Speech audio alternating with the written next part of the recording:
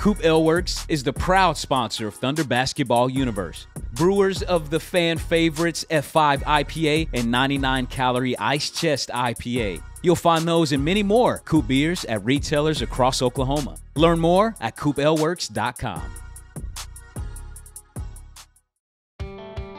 It's a new year, but the same podcast. This is the Thunder Basketball Universe presented by COOP Ale Works, and a lot has transpired since our last podcast. We are in a whole new year. Christmas has happened. The Thunder's gone on a West Coast road trip, closed out the new year, or the old year, 2021, on a high note with a win over the Knicks. So we thought it best to bring in Royce Young to ring in the new year on a high note as well. Royce, thanks for joining us today. We appreciate it. It's funny, Paris. This was my New Year's resolution. Yes. Is that I wanted to be on the podcast again.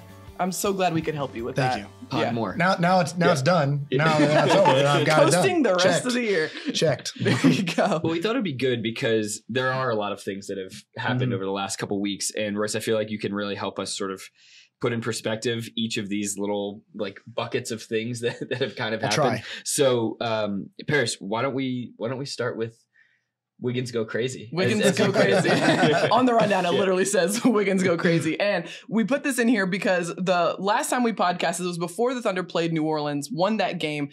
And Shai Gilgeous-Alexander led the Thunder in scoring in that context. But who made headlines was Aaron Wiggins, the Thunder two-way rookie who has stepped up tremendously over this past 4 or 5 games for the Thunder when the team really, really needed him. He has been extraordinary. It started with that 24-point outburst, career-high night against New Orleans. That was kind of a crazy game for a lot of reasons. Shai was excellent. Josh Giddey had a 10-rebound, 10-assist, double-double with no points in that game. His first bit of NBA history. Exactly. It was a little bit of a precursor to what we'll talk about later. But Royce, just your thoughts on, Wiggins kind of having that outburst the way that he did, scoring in a variety of ways, in addition to continuing to bring that defensive intensity. Yeah, I don't want to say it was coming, but I think we could all see the way that Aaron had played since the beginning of the season, that he was a guy that was capable of this.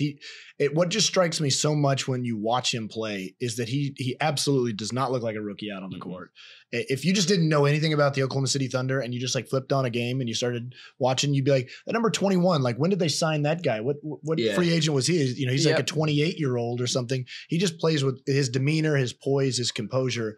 I think really just kind of really makes you feel like this guy just kind of has a just a feel in an NBA game that doesn't look like a rookie. So, I think it was surprising, obviously, that he was able to put it together to have the 24-point game. Then I think he scored 22 right after that. Yep.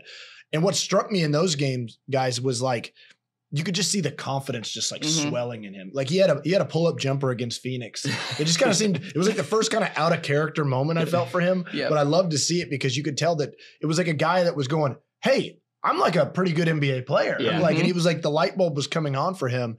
But obviously he is a rookie. There's going to be ups and downs.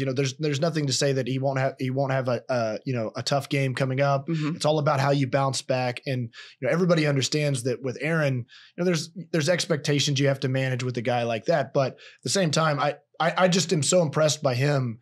And I hope it continues, that he's not stepping outside of his role. Yeah, exactly. He's having these really good games, but even the other night, I think he took 8 shots. They were all good shots. He's playing within his role. He's doing his job. It's not like he's going, hey, maybe I should try to get up 20 shots.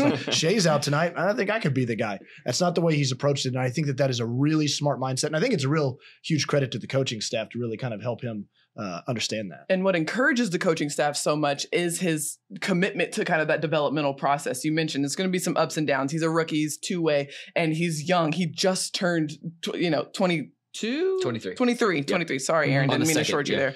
But yeah, just turned 23, first year in the league, and he's gone to the G League. He has come off the bench for the Thunder. He started for the Thunder. A lot of different experiences, but each and every one, he's attacking them with the same kind of vigor and fervor, just going at it and giving it all he's got. And you have to remember, the reason he began, getting minutes with the Thunder was because of his defensive effort. Right. That's the reason he earned the minutes in the first place. And he hasn't taken back a step on the defensive end just because his offense is ticking up. When this projects out a little bit further and you think about what this Thunder team can be once it's, ready to contend for the playoffs and whatnot, you can see Aaron Wiggins as a guy that the way that he's attacking closeouts, the way that he is confident taking 3-point shots, he's not like a prolific 3-point shooter at this point in his career, but he's able to beat guys off the bounce, even when they're not closing out crazy hard to him.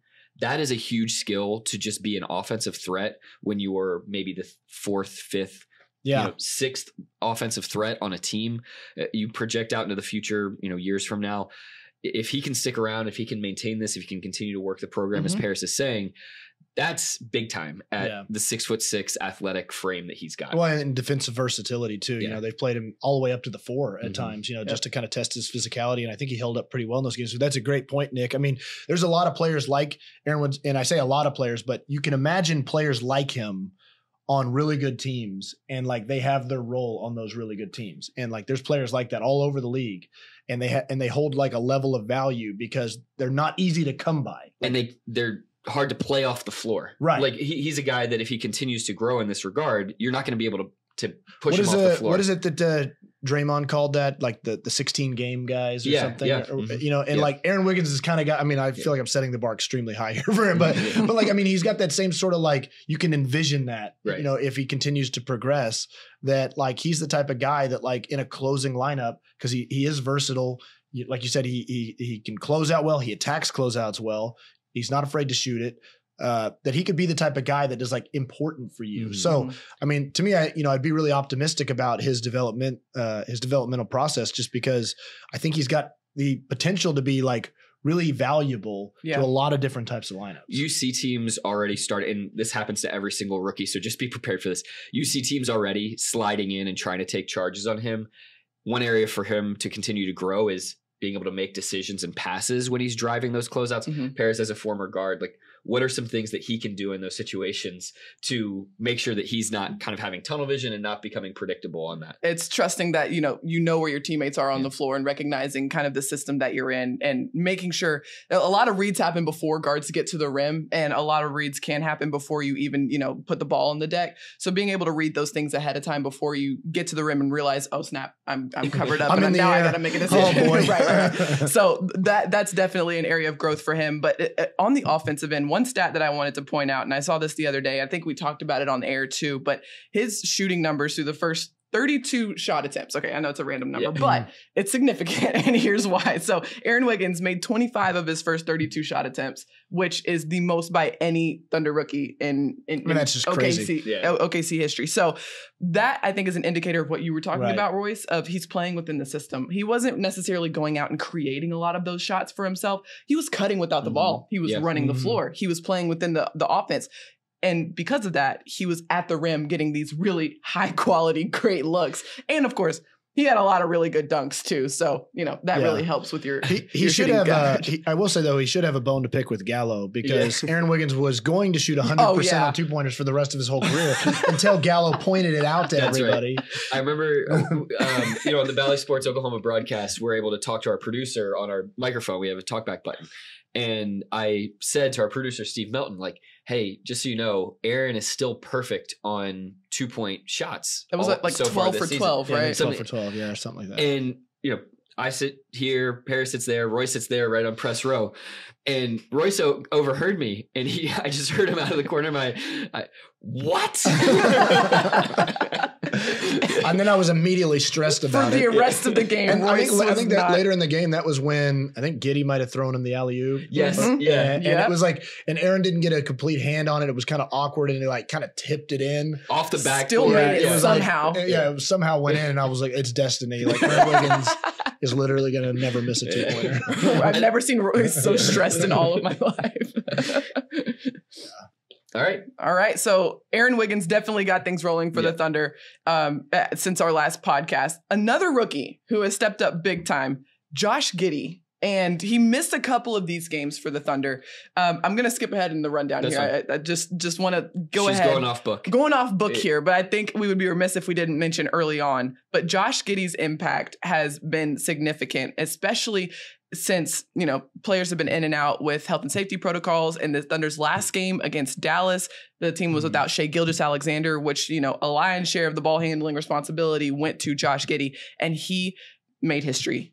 doing so. No Lou Dort in that game either, and he went for his first career triple-double, the youngest player in NBA history to ever record a triple-double, 19 years, 84 days. And I mean, like Oklahoma City is officially now the triple-double capital of the world. I feel like in every single way. That game was another one of those where I'm stressing about it in the second half of like watching the rebounds because, Josh is getting close and kind of what's on the line. It's like one of those things that like we kind of all artificially care about. Skittles, Royce. Skittles. Exactly. The arena took notice. It's amazing to me how like in tune with triple doubles Thunder fans they're just trained at this point. They don't show it up on the board. No, I was wondering how everybody everybody knew. Because when it was Wiggins grabbed what would have been Josh's 10th rebound, the sound that was made in the arena, it's like, how did everybody know? So there's like this little extra LED board kind of behind the crowd up in the corner that's got points and rebounds. Oh, okay. I don't know if it shows assists. I just assume that Thunder fans are just like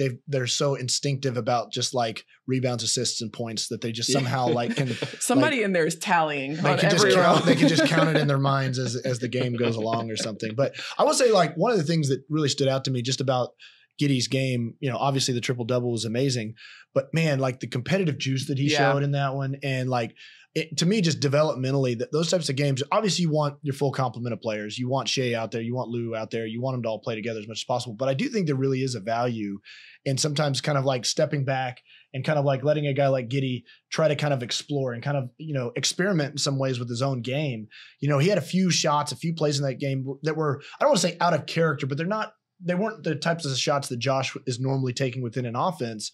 He had that, I think it was the one that really impressed me was that pull-up jumper. Yeah. And I think that is just really valuable for Giddey to kind of press and push himself in that way, because so much of where this Thunder team can really start to kind of turn a corner is when, we all know that the Shea Giddey partnership is really important, but you want to be able to kind of bring that out of each other.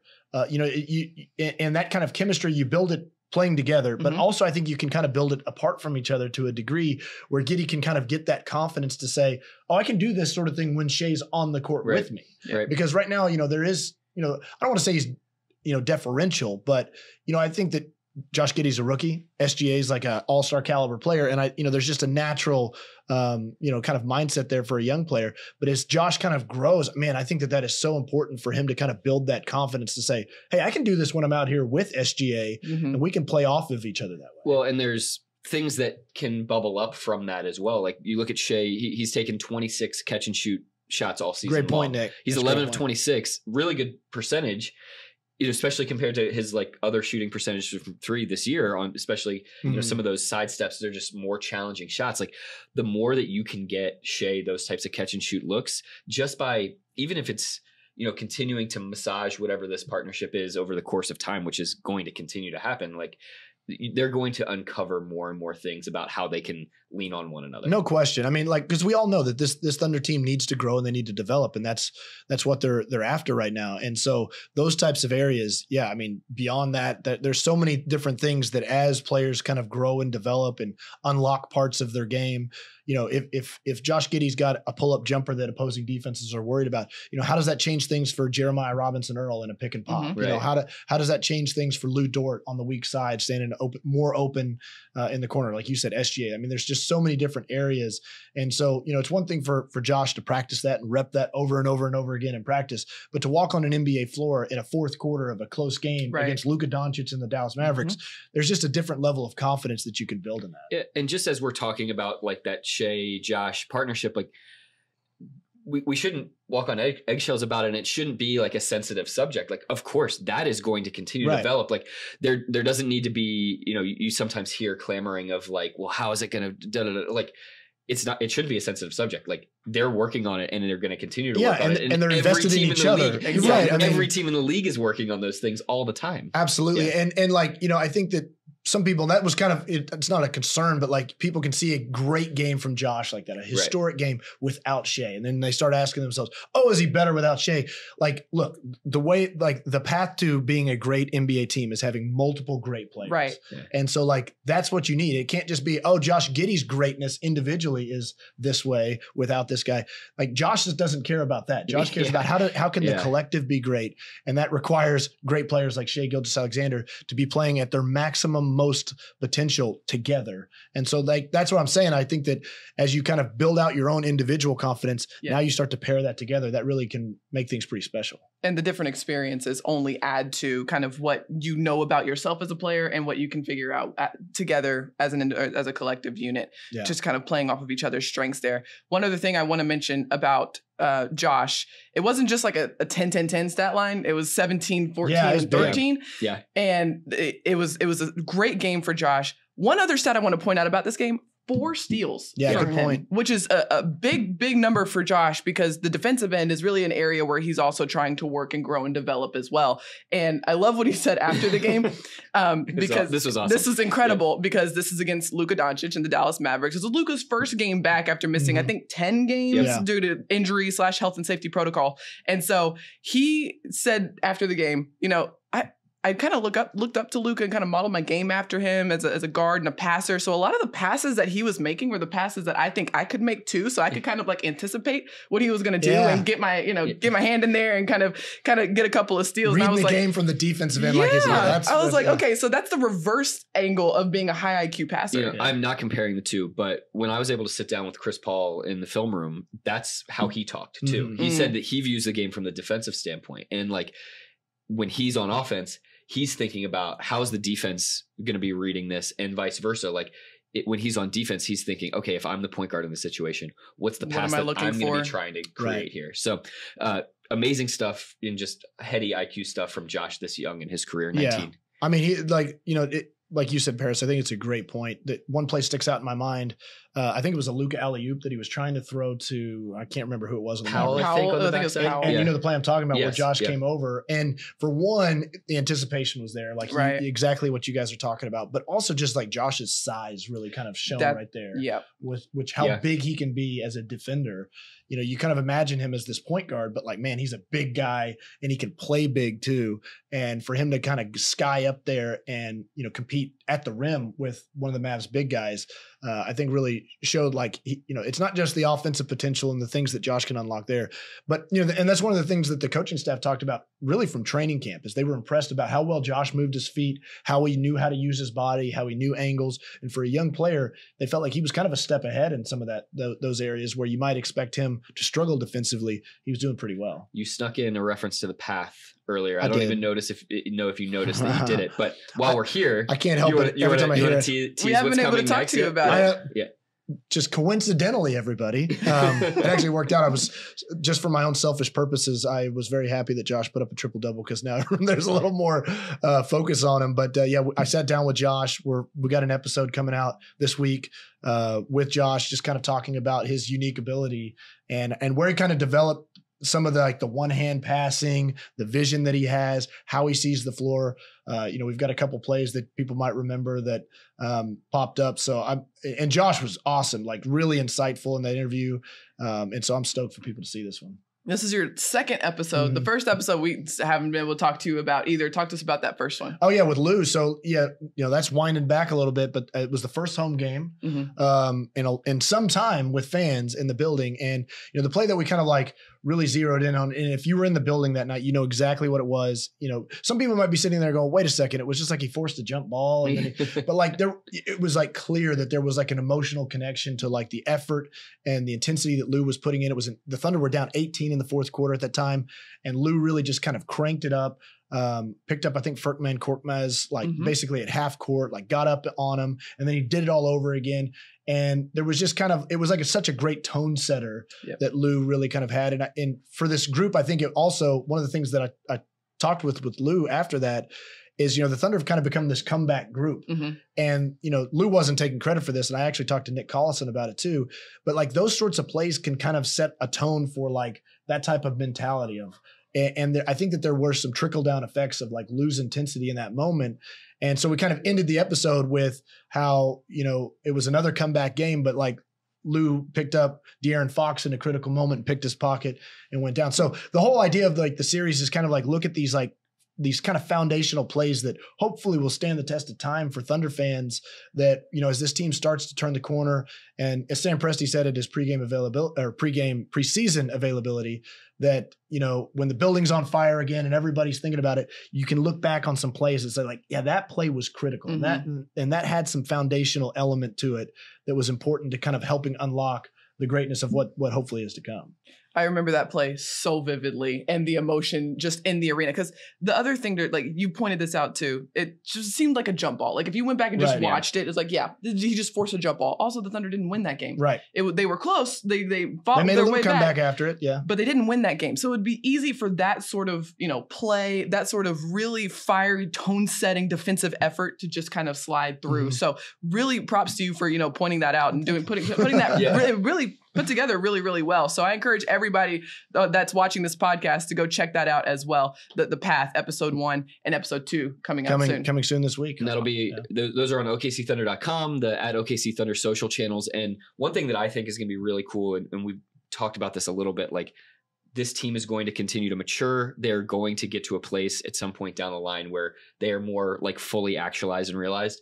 This series that you're doing is going to be like the time capsule of like what this the incubation period of this group. I thought about that too, with just like, you know, the Onward series that the team is doing that's on YouTube, and like a lot of behind the scenes stuff and kind of documentary style.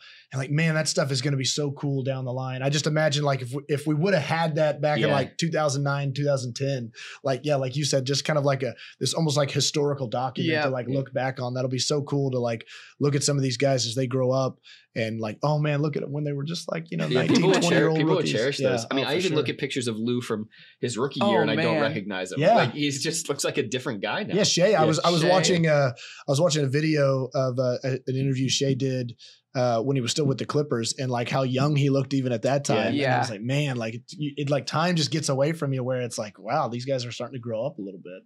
They're growing up right before our eyes. Yeah. Speaking of time getting away from you, I think that's a nice segue to talk Scottie Hopson. Yes. Some of the OKC Blue call-ups that we've seen, that next man up mentality that we've seen from the Thunder really for the last 13, 14 years. So we mentioned earlier in the podcast, you know, with Aaron Wiggins stepped up big time, especially during the Thunder's, you know, string of getting hit with the health and safety protocols. That played a huge factor in the Thunder's road trip to Sacramento and Phoenix. And the Thunder were down several players, including several starters. And so we saw a lot of call-ups from the OKC Blue, and one of which, an incredible story, Scottie Hopson. Nigel, I'm going to let you take it from here because this guy is incredible. You got a chance to talk to him. Yeah, I did. And I did a story for OKCThunder.com just on, you know, ready for the call, basically. Him, Olivier Sarr, Rob Edwards, Jalen Horde were the 4 guys from the OKC Blue that got called up. And so much credit has been given to Grant Gibbs, the OKC Blue staff, the Thunder staff, and just how interconnected those staffs are to get those players ready to come in and just play their roles. We saw Olivier Sarr just protect the rim and, you know, roll to the rim and attack the bucket the way that he would for the Blue. And some of these other guys get a chance to just pop in there and play. That synergy really exists. But there's also this really heartwarming element that Paris, you're kind of teasing here with Scottie Hopson. He's a 32-year-old veteran of the NBA, veteran of multiple leagues across the world. He's played in 7 different countries, and he has had quite the journey to finally making his first NBA basket in Phoenix. Within 10 seconds of entering the game, he hit a mid-range jumper. That's kind of his signature shot, and the entire Thunder bench went crazy. But just to kind of set up the story of Scottie, you know, he was undrafted in 2011, went and played overseas in, I believe, 4 different countries, maybe, right off the bat. Finally got the call from the Cleveland Cavaliers in 2014. And he played in the G League for the Canton Charge, played in 2 games, missed all of his field goal attempts, hit 1 free throw, and that was it. That summer, he got traded 3 times in 4 days, and then got traded a 4th time a few months later. Goodness. And was out of the league for another 4 years. Didn't see an NBA minute again for 4 more years. Played overseas again. Came back, saw 1 game for the Dallas Mavericks. Again, missed all of his shots, hit 1 free throw. And it took until now 2020, the very end of 2021 for him to get that NBA call up one more time. He'd kind of found this home with the OKC Blue since 2018, and he's kept coming back. He's done these little stints in Australia and New Zealand, and he actually won a title over there. This is a heck of a year for Scottie Hobson. Won an NBL championship earlier this year, first NBA bucket this year as well. Yeah, and so just when you think about having the love for the game and being willing to do anything for the game, you're 32 years old, you haven't even made a basket in the NBA yet, and you're still fighting and chasing that dream. It's like unbelievably inspirational. Yeah, the perseverance there. And it's funny you say that, Nick. Like at the facility this morning, the first player I saw when I walked in was Scottie Hobson out there taking jumpers. He was out there on the court all by himself, working on it. So I mean, like, yeah, the perseverance element, that stuff is so inspirational for guys that really have to grind to try to make it a career. I mean, I think a lot of people can just imagine players and professional athletes that, it's all fun, it's glitz, it's glamour, but like, man, there is such a grind element to so many, for so many of these players. And Scottie Hobson is like one of the like class stories of it. And so, everybody, like you said, when he made that bucket, you could just tell the reaction that everybody understood the magnitude of that, how important it was. And it was awesome to see for Scottie. And, and also I'll just say this, thinking back to that game in Phoenix where, the Thunder were really kind of hit hard and really shorthanded, and they were kind of like pulling at a lot of different guys, Scottie Hobson, Olivier Sarr, whoever it was. And to go on the road, second night of a back-to-back, you're missing so many key players. Yep. The Suns are basically at full strength. And you're looking at the scoreboard with like 5 minutes left, and it's like a 2-possession game. Exactly. The Thunder are like right in this. I'm sure the Suns are going, what is going on? Why can't we put these guys away? Why can't we take our starters out? Like, why aren't we putting this game away? And so I think it just speaks to the professionalism of the group.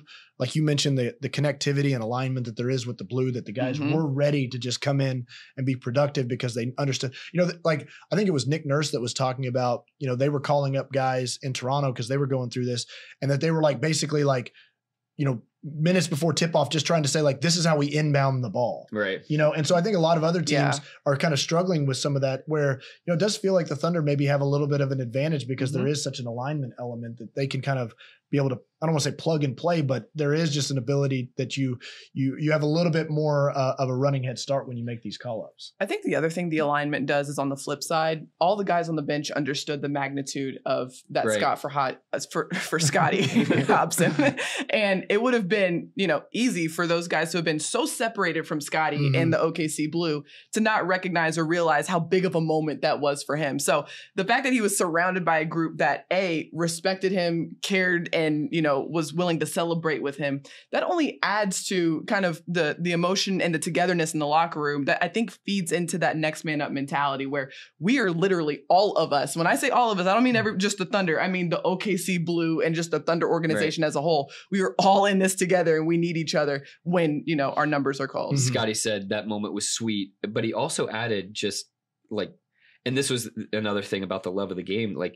He talked about his player development since he got here in 2018 when he was 28 years old. And it just, we sometimes couch player development as, what Poku is going through right now, or guys that are 19 and 20 are going through. That process doesn't stop unless you let it stop. Good point. And that's Scottie Hobson is a supreme example of a guy that has not stopped investing in the player development process. Good point. Yeah, really happy for Scottie. And if we're going to keep talking about call-ups, I think we'd be remiss if we didn't mention Mike Wilkes. Oh yeah, great call. Yes. So in the midst of the health and safety protocols, Mark Dagnall also missed several games for the Thunder, and in his absence, assistant coach Mike Wilkes stepped up. And this is a kind of a quick turn of events. He found out while he was on the elliptical in Sacramento, got the call from Mark Dagnall, and he said, "Hey, you're up." That was amazing. And Mike is such a low key, chill, cool as can be, figure. You can see him just kind of moving in and out of any circle within the organization at all times and being able to say the exact right thing and great, quote unquote bedside manner, with every player. Ty Jerome has talked about knowing exactly when to leave a guy alone, when not to leave when to go over and say something. And I think a lot of that though is again back to this connection. he's on the phone with Mark Daigneault every day. Right. And there's so much institutional support that he's gotten from Sam Presti and the front office and the other coaches. And like, this has been a team collective effort, so that when Mike has had to make decisions on starting lineups, when he's had to, decide how much to press a guy and some of those feel things, he's working with all of that background info. In addition to the fact that he's been here for almost every single year of the Thunder organization. Right. I was ready for Mike to do a little player coaching at one point. I thought people might forget that he was a Thunder point guard once upon a time. That's right. But I mean, like you guys know Mike too, and he's just like such a super guy, and it was so awesome for him to get that first win to New Year's Eve against the Knicks. Players dousing him in water in the locker room and celebrating that with him, gave him the game ball, and that's just you can kind of overlook some of these moments, and there's a lot of them going on throughout the league. First opportunities, more players ever than we've seen are getting NBA contracts. Coaches are coaching. Dave Bliss coached. It was under different circumstances when Mark Daigneault and his wife had their first child. But you get these opportunities, and it's about how you take advantage of them.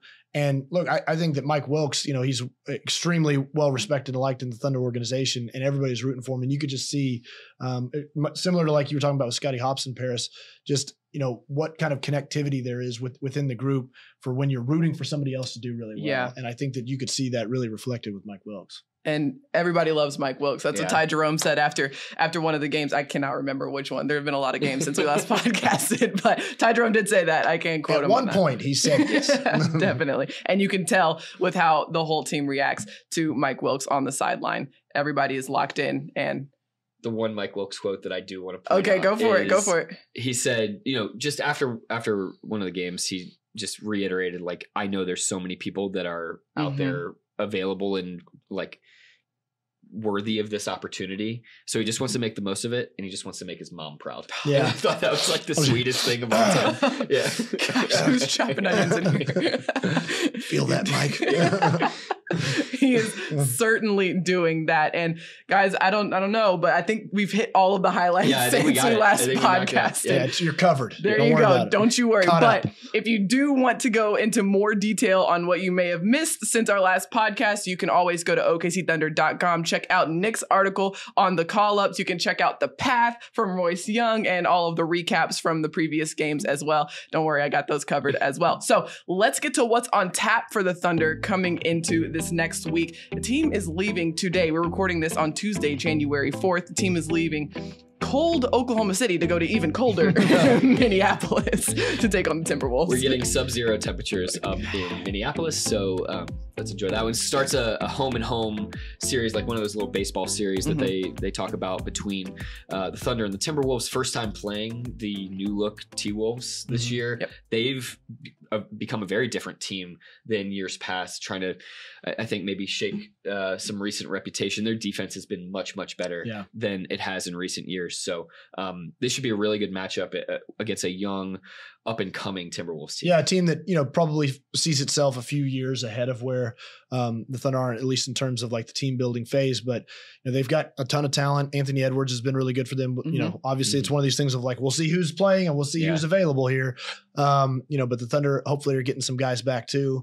So it's one of those types of games where you go into it and you really kind of want to see where you stack up against another young group like that. And the Wolves have different aspirations and expectations of themselves, I think, at this point.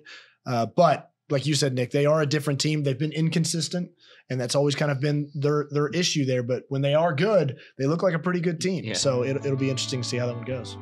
Only the 4th division game that the Thunder has played all wild. Season long. It's crazy. So we'll be backloaded with lots of Timberwolves, lots of Trailblazers. Yeah, you're going to feel like they're playing the Wolves and the Blazers 42 times. That's how it'll feel. Yeah. Well, that game will be on Valley Sports Oklahoma, and that'll tip off at 7 p.m. on Wednesday. Be sure to tune in for that one. We've got all the game coverage on OKCThunder.com and at OKC Thunder on all social channels as well.